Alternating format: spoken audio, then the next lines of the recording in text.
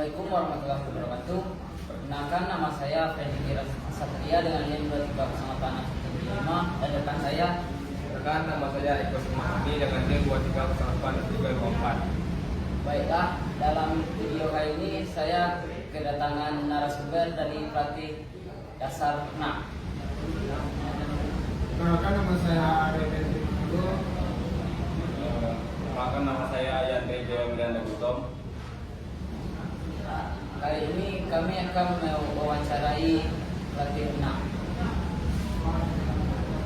Bang, bagaimana Bang bisa melatih anak-anak dari tidak bisa renang menjadi bisa? Ini khusus anak-anak ya. Jadi kalau misalnya anak-anak itu kan masih dalam konteks pemain ya. Jadi usahain mereka tuh fun. Jadi fun tuh maksudnya mereka senang dulu sama air. Ya, mungkin kalian pernah kecil ya, sama air tuh senang kan. Nah, kan tapi ada anak yang takut sama air, ada anak yang nggak berani. Itu kan pertama tuh memang mereka tuh harus nyaman dulu sama air. Itu pertama. Yang kedua, nyaman sama kitanya.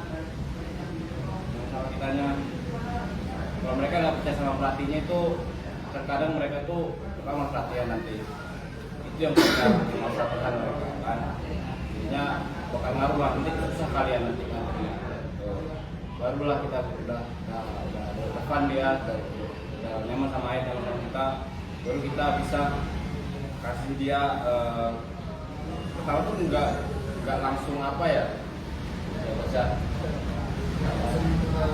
teknik bisa langsung sambil bermain sambil kita mengajarkan. Oke, tadi kan dari Coach Andre anak-anak ya. Mungkin dari besar besar atau kan remaja. Kalau remaja itu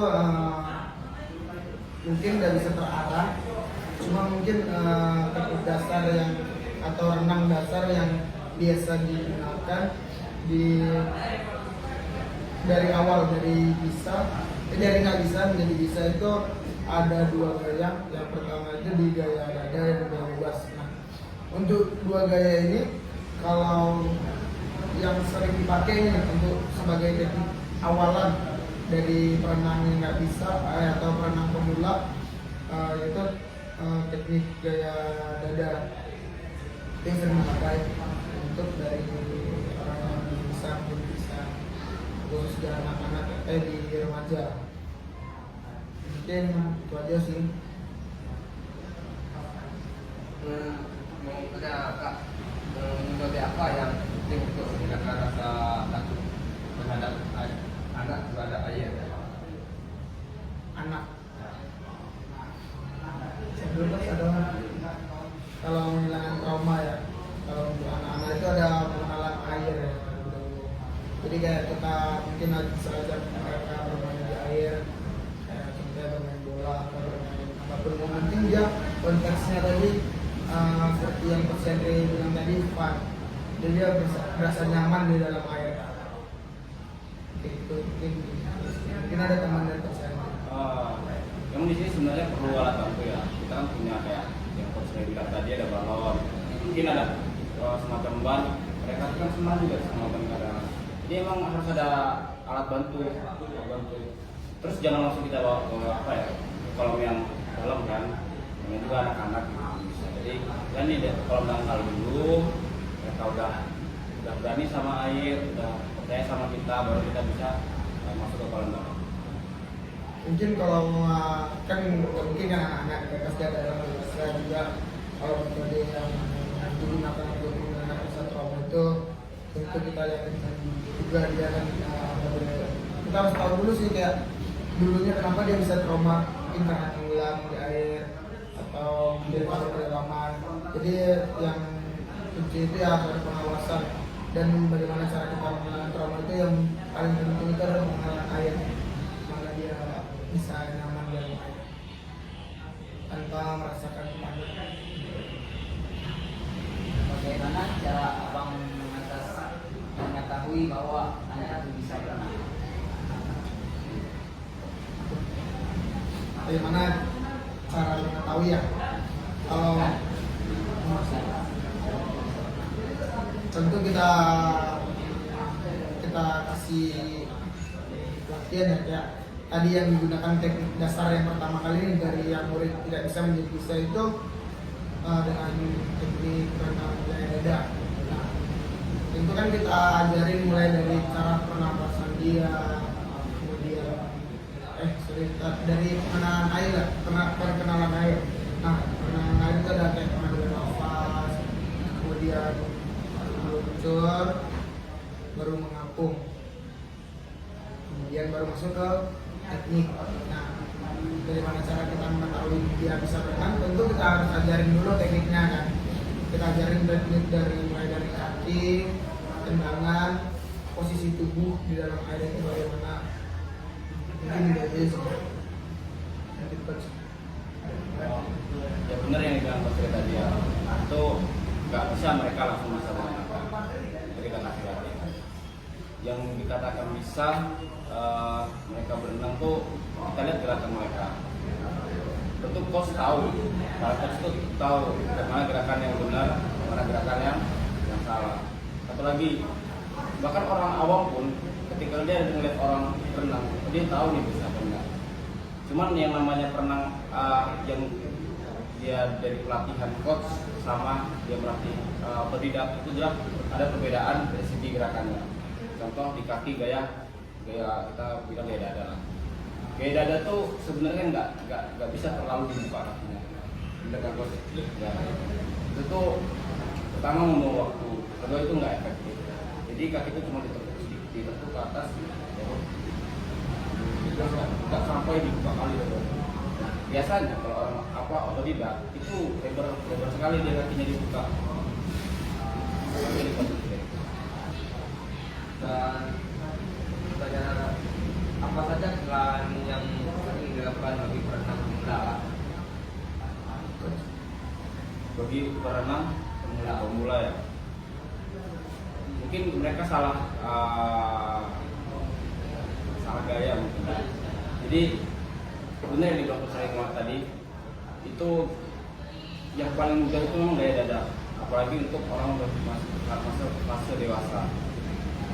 Kalau misalnya mereka gaya bebas bisa aja, cuman gaya bebas tuh susahnya di pengambilan nafas. Jadi mereka tuh kan kebanyakan di atas, ya kan? Ya udah nggak kan? Ya kan? Nah, mengatasi itu tuh dengan gaya dada kan semuanya kepalanya di atas semua.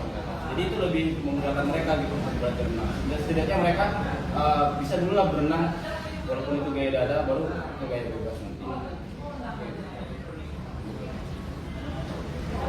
Apa tadi soal?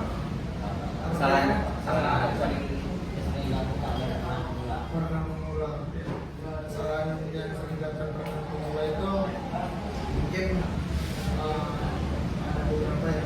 Yang pertama itu posisi tubuh, kemudian gerakan atau tekniknya itu masih sering salah karena mungkin dia otodidak ya sama seperti dia kayak belajar hanya dengan online gitu tanpa ada yang masih melihat gerakan ini benar atau tidak gitu.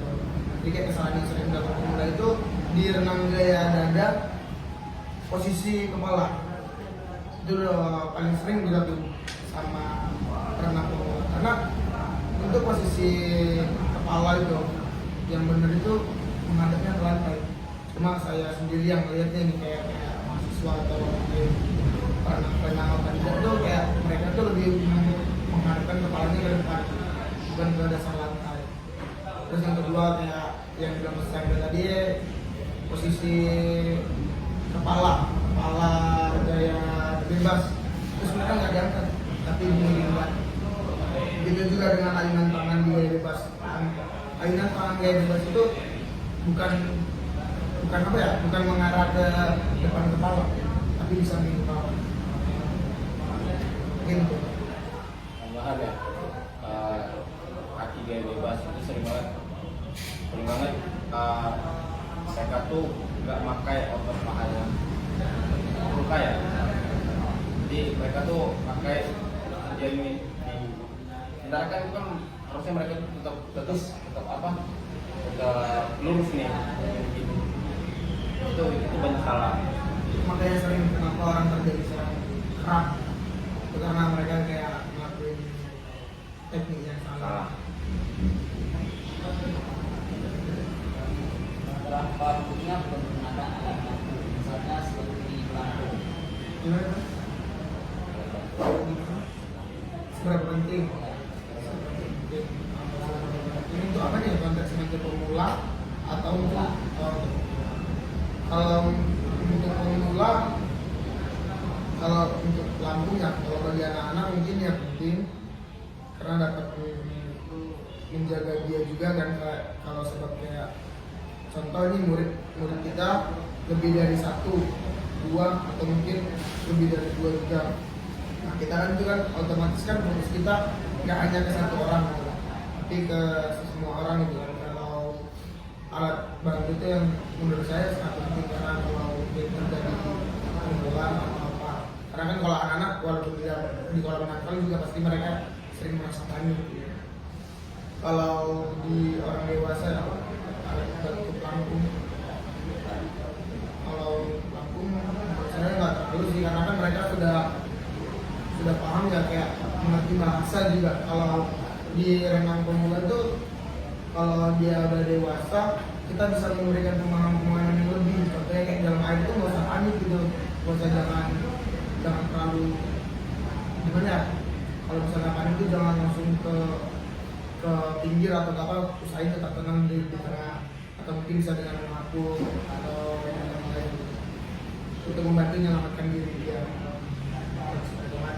Ya, alat bantu banyak ya. Alat bantu banyak kayak boy, fish, snorkeling dan apa itu banyak. Itu tuh bukan tanpa alasan yang dipakai. Jadi itu memang alat bantu itu untuk memfokuskan ke salah satu teknik dari contoh kayak kita pakai full boy, ditempel kaki supaya apa? Supaya kaki kita ini tetap lurus. Kadang ada yang terkadang kaki itu nggak efektif, dia harus lurus. Terus kayak misalnya apa lagi tuh, snorkeling yang untuk bentuk pernafasan, itu biar kepala kita tuh tetap menghadap ke lantai, dibiasakan. Dan kita juga bisa fokus sama gerakan kita yang lain. Karena kalau pas kami lakukan gaya bebas, itu memang terkadang fokus kita tuh di pernapasan, jadinya gerakan yang lain tuh terganggu. Ya, jadi memang alat bantu itu sangat-sangat penting, apalagi untuk kaki.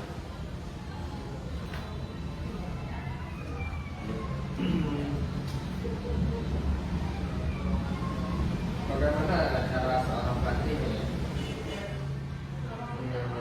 membangun kembali kepercayaan diri renang yang memiliki trauma? Ya, membangun kepercayaan diri tadi kayaknya itu pertanyaannya nggak jauh beda ya sama kayak bagaimana sih mengatasi trauma terhadap kedalaman atau kecemasan ya. Kalau menurut saya itu ya kita harus memahami siswa tersebut, kita harus lebih paham terhadap kendala-kendala yang terjadi pada kita. Mungkin itu Ya, benar yang menurut saya tadi, karakter anak-anak kan juga beda ya. Ada yang dia pendiam, ada yang agak diam banget. Kita memang harus tahu situasi sama kondisi karakter anak itu juga. Setiap hari mereka tuh nggak dalam mood yang stabil, ya. Jadi memang pandai-pandai pelatih untuk mengatur strateginya tadi. Jadi misalnya mereka tuh awalnya dimarahin mamanya nih di rumah nih, nangis dia udah nggak mau. Itu emang harus kita ajak main dulu pertama, nggak bisa langsung dikasih langsung latihan. Gitu. Tapi kalau misalnya untuk trauma tadi ya, itu memang pendampingan dari kita. Kita harus dampingin mereka. Kita harus di samping kita dampingin mereka, kita kasih kata-kata motivasi dong pastinya supaya mereka kayak udah punya takut ada posisi sini, terus pasti bakal kalau benar mau selamatin bos ada di sini terus. Itu penting banget kata-kata itu. Bagaimana pelatih bisa meningkatkan kepercayaan diri anak saat trauma?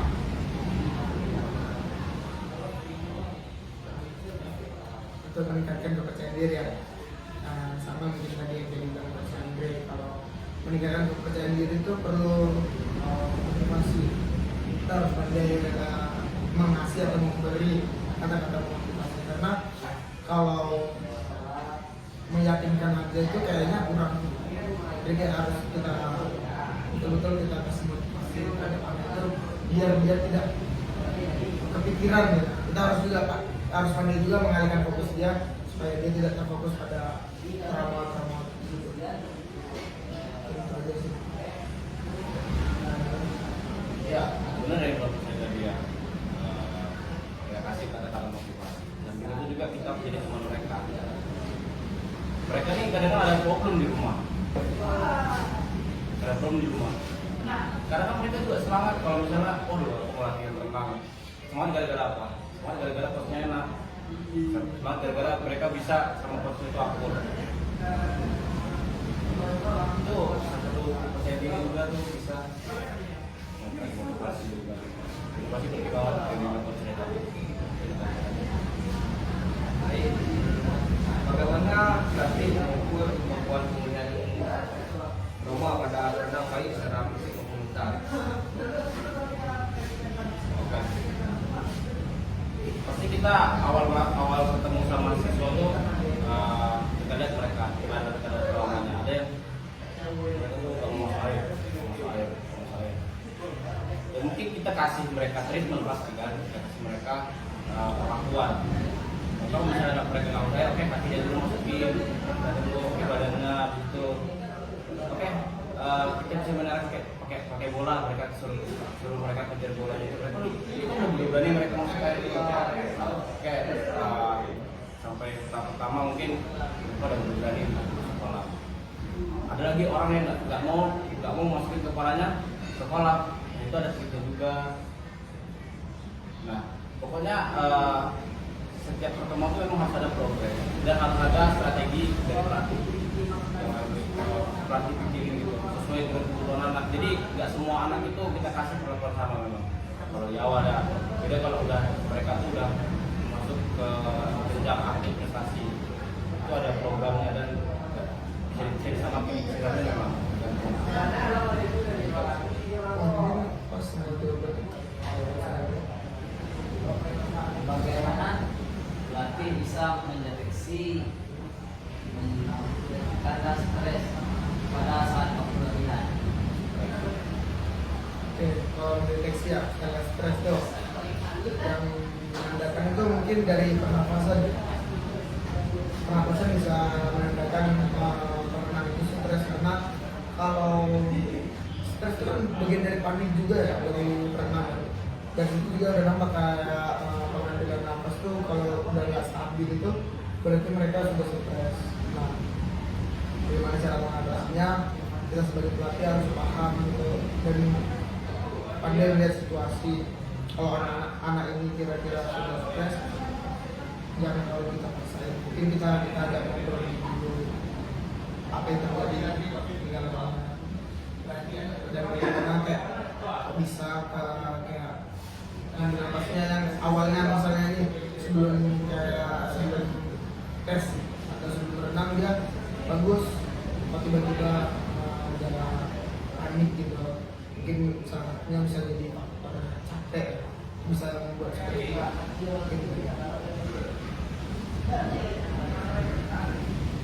Apakah pelatih perlu bekerjasama dengan psikolog atau terapis untuk dalam menangani trauma yang lebih berat pada orang? Psikolog ya, psikolog. Tapi konteksnya apa dulu nih? Kalau misalnya untuk atlet itu ada dia psikolog khusus untuk atlet. Cuma kalau untuk anak-anak, untuk pemula itu mereka cuma mau pengen bermain sih dulu ya. Obatnya itu main. Itu aja. Jadi kalau jadi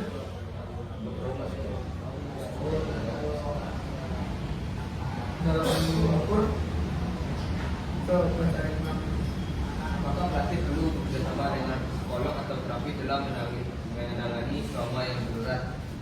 di berat, mungkin perlu sih, mungkin kita bisa bawa dia ke psikolog kan, jadi kayak mungkin hasil dari dokter itu kita tetap perlu tahu juga kan, jadi ada selanjutnya kita harus bagaimana dengan keadaannya gitu. Biar kita lebih memahami sesuatu.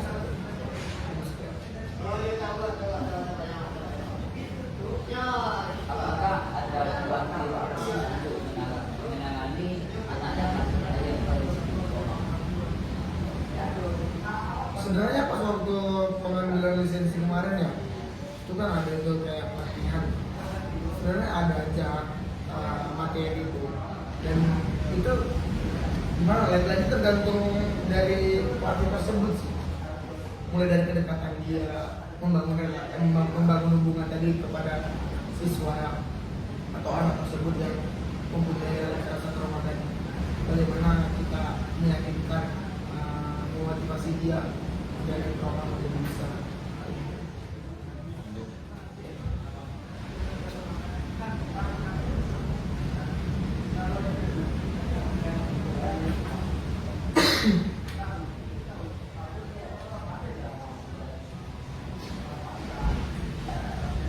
Seberapa penting komunikasi antara pelatih dan berenang dalam proses pemulihan trauma?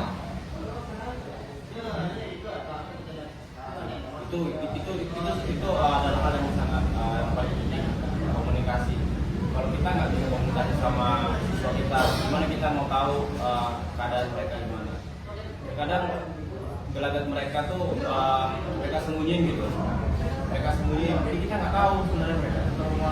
Jadi memang kita harus aktif, super aktif untuk bertanya, berkomunikasi, untuk memotivasi siswa kita supaya mereka tuh lepas dari trauma itu.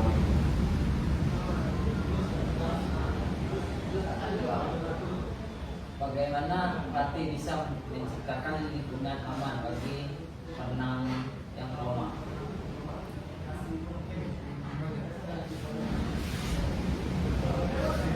Ini dalam konteks di dalam kolam. Kalau menciptakan hubungan aman itu tidak tentu bagaimana yang trauma itu juga butuh pengawasan, kemudian kayak bagaimana cara kita sesuatu tersebut mungkin dengan yang lain. Pokoknya kita ciptakan lingkungan dia itu menjadi happy, nyaman, agar dia itu juga bisa hilang trauma yang di dalam mungkin dari Safety ya, ini yang paling penting ya kalau misalnya di rumah, soalnya banyak kasus yang anaknya tenggelam karena nggak safety. Safety ini pertama tidak tahu anaknya bisa berenang tapi dilepas sama keluar saja. Jadi memang pengawasan itu sangat penting.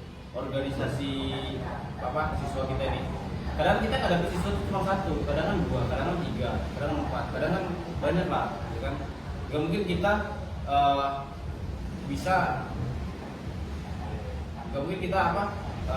kita awasin semua mereka kalau misalnya mereka pecah. Jadi gimana caranya kita tuh harus bikin mereka satu dalam konteks pemula, ya mereka belum bisa berenang. Gitu juga kalau misalnya kalian lihat pelatih itu ngelatih, pasti mereka tuh satu baris tuh, nggak ada yang mencat, satu mereka. Soalnya mata kita ini cuma dua, dan perhatian kita terbatas gitu. Safety itu penting. Nah kalau misalnya alat-alat safety itu banyak kayak pelampung, perlu kita benahi ban juga, itu perlu juga kita benahi. Terus alat-alat safety kayak board itu juga alat safety juga tuh salah satunya. Kalau apalagi di kolam dalam kan, misalnya mereka tingginya 100 cm, ya ternyata dalam kolam besar cuma pakai board juga bisa, pakai pakai pelampung atau pakai ban kan. Kenapa dalam menang pemula harus memahami gaya dada terlebih dahulu? Karena mungkin ya kalau gaya-gaya tersebut itu udah sudah diklaim gitu ya, itu adalah teknik dasar yang paling gampang karena mulai dari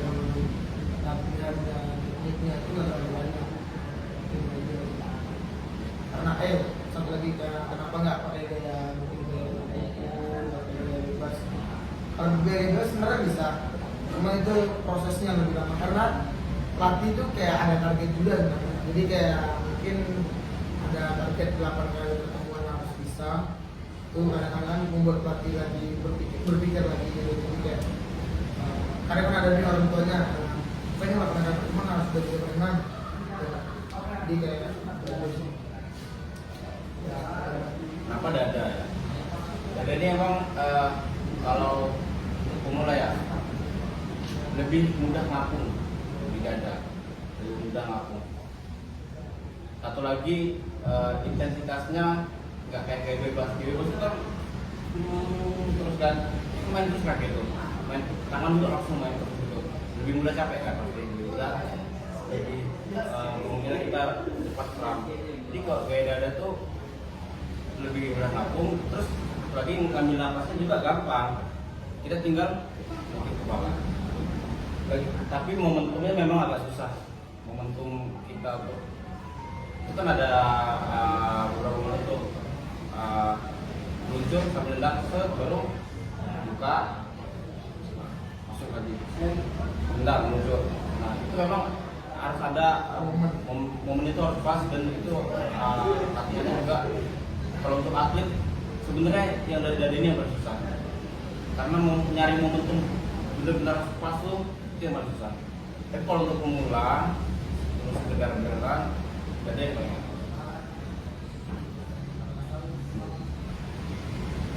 Bagaimana cara pelatih memberikan evaluasi dan motivasi terhadap perenang pemula? anak-anak dan konteks anak atau orang dewasa. Anak dulu ya, anak itu untuk memotivasi, mungkin anak-anak ini kan sering melakukan gerakan yang salah ya. Itu kalau bisa jangan kita bilang kurang bagus atau bahasanya lebih kayak diperhalus gitu. Contoh, walaupun dia ngelakuin gerakan salah itu jangan disalahkan. Jadi kayak gerakannya ada bagus, coba lebih bagus lagi. Nah, jadi kita tuh kita tunjukin juga lagi caranya. Kemudian dia evaluasinya nggak terlalu nggak terlalu down gitu. Jadi dia bakal bersemangat lagi untuk memperbaiki gerakan tersebut. Terus apa itu? Kalau dewasa, Dewasa mungkin udah lebih memahami bahasa ya. Jadi kayak mungkin dia melakukan kesalahan mungkin bisa langsung kita korupsi dan bahasanya sudah dipahami sama orang dewasa. Mungkin udah tambah coach. ya untuk evaluasi ya. Sebenarnya kebetulan saya juga coach bola kan. Jadi ada namanya tuh ada tiga cuman ada namanya coaching sambil dia melakukan, dia sambil lagi latihan tuh kita coaching, kakinya lurus lagi, kepalanya di bawah gitu, harus evaluasinya. Terus ada coaching freezing, itu namanya dia ngelakuin tuh salah, kamu stop gitu, kamu tadi ngelakuinnya gimana, bener nggak kayak gitu. Nah itu terus usahain evaluasi itu setelah latihan selesai. Jadi mereka selesai dan pendinginan duduk dan evaluasi. Kita review lagi. Oh, kamu masih salah di sini, kamu salah. Yang dibilang coach tadi benar. Untuk anak-anak itu nggak boleh terlalu kayak kamu salah segala macam. Soalnya anak-anak ini gampang tersentuh. Takutnya nanti dia nggak sama kita. Bukan masalah nanti nggak mau latihan sama kita lagi. Mereka malas latihan.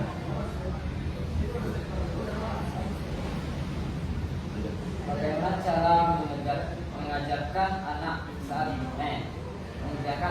renang berkoordinasi gerakan tangan dan kaki saat gaya dada dan gaya bebas? Mengajarkan koordinasi tangan. Bagaimana cara mengajarkan koordinasi ya? Cara mengajarkan koordinasi itu kalau gerakan gaya dada itu kan kaki duluan ya. Kalau untuk di anak-anak itu untuk koordinasinya itu belum bisa sempurna. Kalau gerakan gaya dada itu kan kayak satu kali tendangan, satu kali tangan, ambil nafas ya.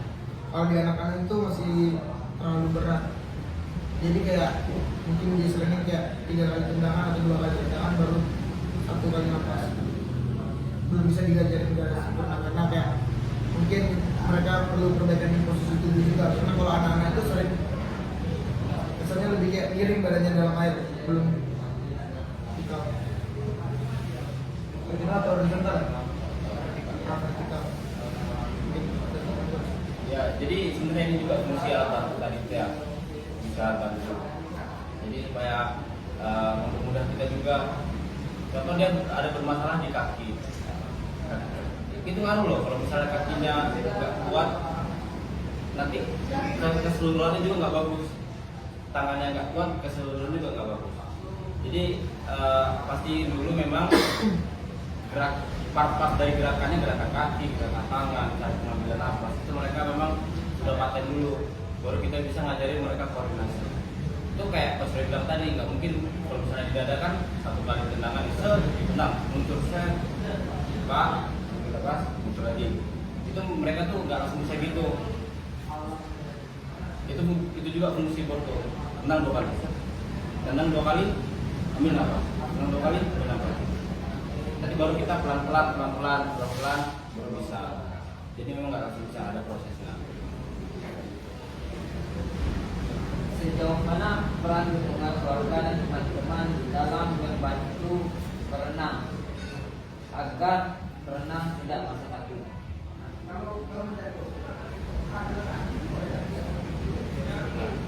Ya, lingkungan ya, ini penting banget, penting sekali. Tapi kadang ada juga anak yang mentalnya memang udah kuat dari awal. Jadi walaupun mereka dicaci atau sama temen dan jadi mereka itu kuat, ada yang kayak gitu. Tapi nggak semuanya kayak gitu. Ada anak tuh yang memang dia tuh gampang terpengaruh sama orang. Jadi dibilang itu sangat penting. Soalnya itu nanti berpengaruhnya ke motivasi itu penting banget loh. Gimana kadang-kadang kita ini mau latihan nih, tapi kita nggak termotivasi. Kita nggak, minat kita kurang jadinya. Otomatis kita melakukannya tuh kayak setengah-setengah. Kita nggak 100% kita nge-all-in.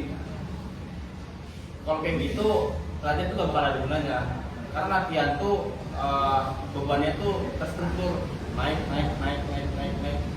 Gimana kita mau ngasih 100% kemampuan kita, sebenarnya kita kayak udah males temen ngomongin terus kayak gini, mamanya kayak lain. Jadi kalau dibilang itu sangat penting.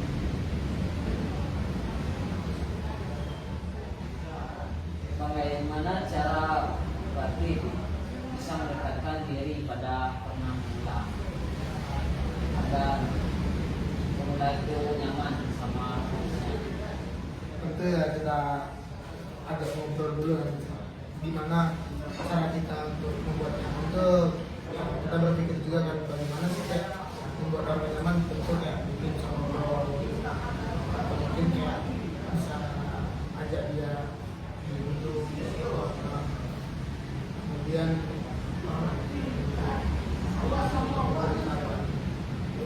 itu sih komunikasi dan pemahaman itu aja hubungan kita terhadap siswa. Ya, itu bonding ya. Bonding ini penting banget ya kan, kedekatan kita sama atlet pelatih. Kadang ada atlet tuh, dia itu sepele sama kita, sepele. Dia tuh nggak mau mungkin apa kita mau melawan kan. Itu fungsi bonding tadi itu tadi. Sebenarnya dibilang terlalu dekat jangan juga, nggak boleh ya kan. Jadi emang harus ada batasan antara pelatih sama murid. Itu kita yang tahu. Jadi gimana caranya membangun kedekatan? Benar yang bilang saya tadi, komunikasi. Ini yang nomor 1 nih, komunikasi. Ajak main ya.